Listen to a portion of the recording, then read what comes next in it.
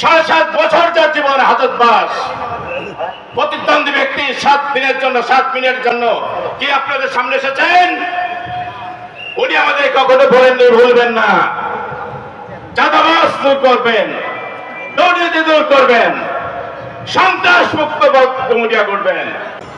বাংলাদেশ জামাত ইসলামী সনাতন ধর্মী হিন্দু সম্মেলনের সম্মানিত সভাপতি, বিশেষ অতিথি আর অবাঞ্ছ উপবিষ্ট সকল সনাতন ধর্মী ব্যক্তি, আমার সামনে উপস্থিত সনাতন ধর্মাবলম্বী ব্যক্তিগণ, সাংবাদিকগণ, উপস্থিত সকল ব্যক্তিগণ, আমি সবাইকে আমার অন্তরস্থল থেকে ধন্যবাদ এবং সমবেদনা জ্ঞাপন করি। বাংলাদেশ জামাত ইসলামী পক্ষের থেকে মিয়া গোলাম পরোয়ার আগামী জাতীয় সংসদ নির্বাচনে অংশগ্রহণ করবেন। আমরা সর্বধর্ম ধর্মী ব্যক্তিদের কাছ থেকে এই যে বিশেষ একটা অনুষ্ঠান, এটা দিয়ে বাংলাদেশ জামাত ইসলামী এই সনাতনী ধর্মকে সম্মানিত করেছেন। বাংলাদেশ জামাত ইসলামী একটা আদর্শ ভিত্তিক দল। বাংলাদেশ জামাত ইসলামী সন্ত্রাস দুর্নীতি উচ্ছেদ করার জন্য যে সংগ্রামে লিপ্ত, আমরা সেই হাতকে শক্ত করার জন্য অধ্যাপক মিয়া গোলাম পরোয়ারকে এখান থেকে বিজয়ী করতে চাই। আমি অ্যাডভোকেট মোহাম্মদ আবুল খায়ের, খুলনা জেলা আইনজীবী সমিতির সাবেক সভাপতি, বর্তমান অতিরিক্ত জিপি হিসেবে কর্মরত আছি।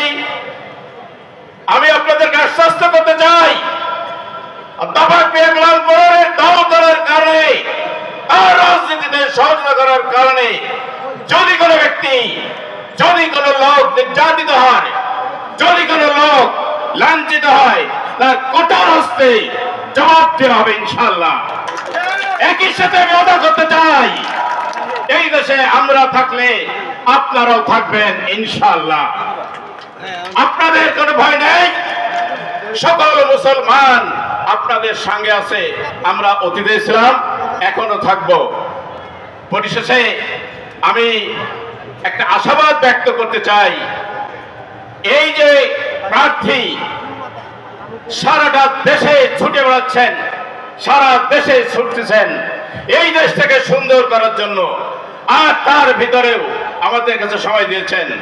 15 বছর শাসন বলে 7.5 বছর যার জীবনে হাজতবাস, প্রতিদ্বন্দ্বী ব্যক্তি 7 দিনের জন্য 7 মিনিটের জন্য কি আপনাদের সামনে এসেছেন? উনি আমাদের কখনো ভুলবেন না। চাঁদাবাজ দূর করবেন, দুর্নীতি দূর করবেন, সন্ত্রাস মুক্ত ডুমুরিয়া করবেন। অতীত ইতিহাস আমি দীর্ঘায়িত করতে চাই না। আমি সঞ্চালককে ধন্যবাদ জানাই আমাকে কথা বলে দেওয়ার জন্য, সুযোগ দেওয়ার জন্য। অতীতে এই সন্ত্রাস কবরকে মুক্ত করেছিলেন কে?